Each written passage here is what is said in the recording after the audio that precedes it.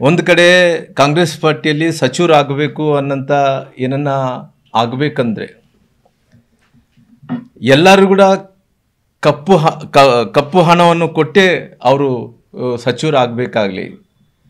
ಯಾರು ಕಪ್ಪು ಹಣವನ್ನು ಕೊಡಲ್ಲನೋ ಯಾರು ಕೂಡ ಮಂತ್ರಿಗಳಾಗಲಿಕ್ಕೆ ಸಾಧ್ಯ ಇಲ್ಲ. ಯಾಕಂದರೆ ಇವತ್ತು ಸಾಕಷ್ಟು ಕಡೆ ಮುಖ್ಯಮಂತ್ರಿಗಳು ಕೂಡ ಅವರನ್ನು ಸಾಕಷ್ಟು ಮಂದಿ ಮಂತ್ರಿಗಳನ್ನ ಬೆದರಿಸ್ತಾ ಇದ್ದಾರೆ.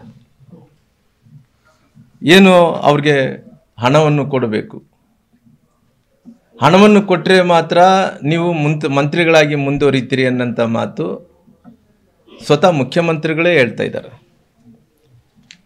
ಹಂಗಾಗಿ ಅಕಸ್ಮಿತವಾಗಿ ಮಂತ್ರಿಗಳಿಗೆ ಹಣ ಕೊಡೋಕೆ ಆಗಲ್ಲ ಅಂದ್ರೆ ನೇರವಾಗಿ ಗೇಟ್ ಪಾಸ್ ಕೊಟ್ಟು ವಾಪಸ್ ಅವ್ರನ್ನ ಹೊರಗಡೆ ಹಾಕೋಂಥ ಕೆಲಸ ಆಗ್ತದೆ.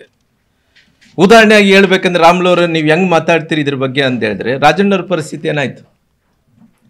ರಾಜಣ್ಣವ್ರು ಏನು ತಪ್ಪು ಮಾತಾಡಿದಾರೆ?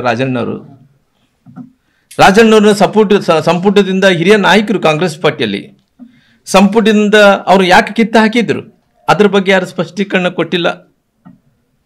ನಂತರ ಅವರು ಸ್ಪಷ್ಟೀಕರಣ ಕೊಟ್ಟಿಲ್ಲ, ಅವ್ರನ್ನ ಮಂತ್ರಿ ಸ್ಥಾನದಿಂದ ಕೂಡ ತೆಗಿಯಕ್ಕಂತ ಕೆಲಸ ಮಾಡಿದ್ರು.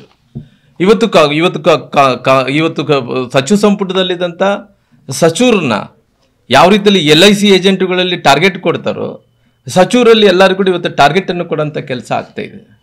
ಇಷ್ಟು ಕಲೆಕ್ಷನ್ ಮಾಡಬೇಕು, ಇಷ್ಟು ಕಲೆಕ್ಷನ್ ಮಾಡಿದರೆ ಮಾತ್ರ, ಇಷ್ಟು ಟಾರ್ಗೆಟನ್ನು ರೀಚ್ ಆದರೆ ಮಾತ್ರ ನೀವು ಮಂತ್ರಿಯಾಗಿ ಮುಂದುವರಿಯುವಂಥ ಕೆಲಸ ಆಗ್ತದೆ. ಇಲ್ಲದ್ರೆ ಅವ್ರಿಗೆ ಮಂತ್ರಿ ಸ್ಥಾನ ಇಲ್ಲ. ಆ ರೀತಿ ಟಾರ್ಗೆಟನ್ನು ಕೊಟ್ಟು ಕೂಡ ಇವತ್ತು ಕೆಲಸ ಮಾಡೋಂಥ ಪರಿಸ್ಥಿತಿಗೆ ಇವತ್ತು ಸರ್ಕಾರ ಬಂದು ತಲುಪಿದೆ. ಹಂಗಾಗಿ ಇವತ್ತು ಸಾಕಷ್ಟು ಭ್ರಷ್ಟಾಚಾರ ಅಂದ್ರಿಗಿನ ಮಿತಿ ಮೀರಿದ್ ಬಿಟ್ಟೈತೆ. ಯಾವ ಇಲಾಖೆಯಲ್ಲಿ ಇವತ್ತು ಭ್ರಷ್ಟಾಚಾರ ಆಗಿಲ್ಲ ಹೇಳ್ರಿ? ಒಂದು ಇಲಾಖೆಯಲ್ಲಿ ಭ್ರಷ್ಟಾಚಾರ ಆಗಿಲ್ಲ ಅಂತೇಳಿ ಒಂದು ಮಾತು ಹೇಳ್ರಲ್ಲ.